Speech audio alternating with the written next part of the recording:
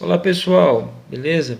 Eu postei uns vídeos aqui no Stories do, do Shorts e sobre barulho na suspensão. Muitas pessoas estavam com dúvida com barulho na suspensão, o que podia ser e tal.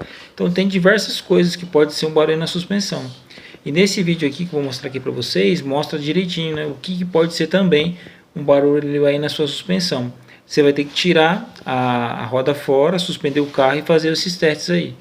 Desde bieleta, desde a mocinética, até mesmo esse que eu vou mostrar aqui para vocês, que pode ser um dos problemas que pode fazer barulho na suspensão também. Acompanhe o vídeo aí, vou postar aqui, ó.